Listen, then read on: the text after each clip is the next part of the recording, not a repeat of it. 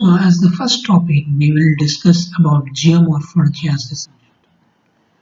Geomorphology, the word begins with geo, means earth, and morph means form.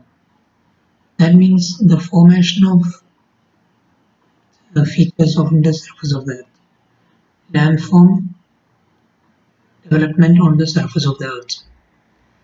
So, we need to understand that geomorphology has been developed in the ancient period. There have been contributions from different geographers like Aristotle, Herodotus, and Plato. They have been contributed. First, as an example, we can say that Herodotus he studied the Nile Valley, the river Nile. He gave the name or the proverb such as Egypt is the gift of Nile because he have studied that. After that, we can see there was a lull during the period of first century to 14th century. It was not a lull, but there had been not been much developments. But during that period, Arabs have had contributed much to the geomorphologic thoughts or geographic study. So due to the language also we are having problems, but there was a lull altogether. But during the time Arabs had been contributed immensely towards the geomorphological studies. We can see landform development. It begins with surface plate tectonics and the landform processes. Surface processes which are there in the geomorphologic thought. We can say plate tectonics, seismicity, the paleomagnetism, seafloor spreading, continental drift, etc. Those things have been discussed in this heading as the topic. One knows that the earth is the crustal surface of the earth is not standing still, it is moving. It is moving in the form of plates. So the plates are moving and they are colliding with each other and also colliding and making new landforms. Mountains due to earthquakes, there is tsunami also along with earthquake. It is in ocean.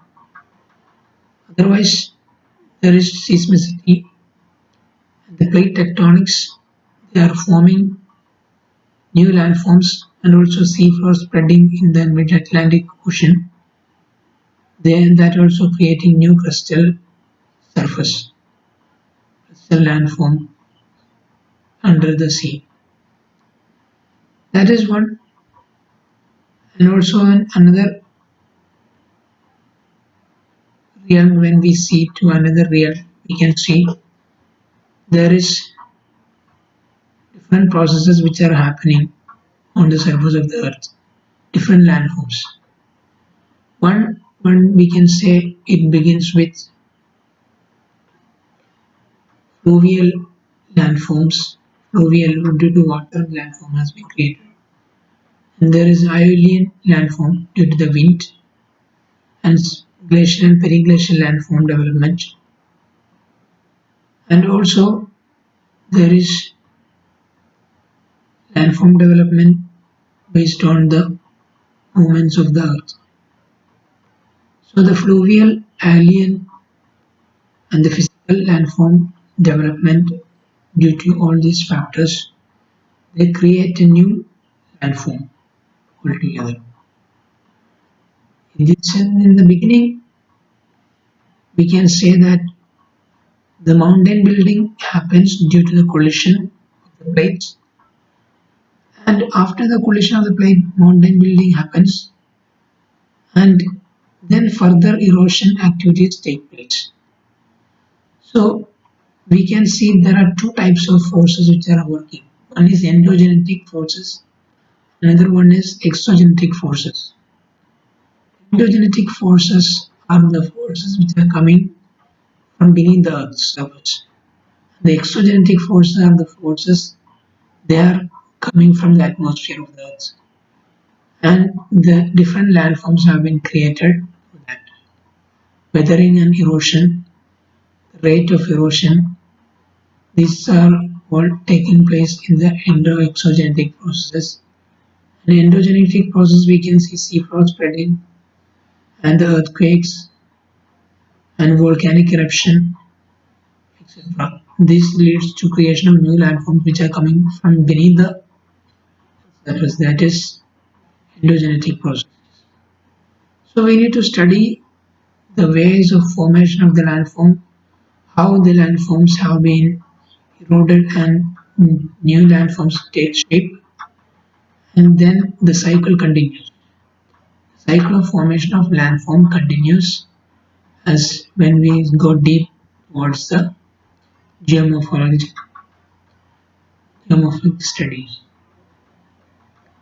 and different landforms due to different factors.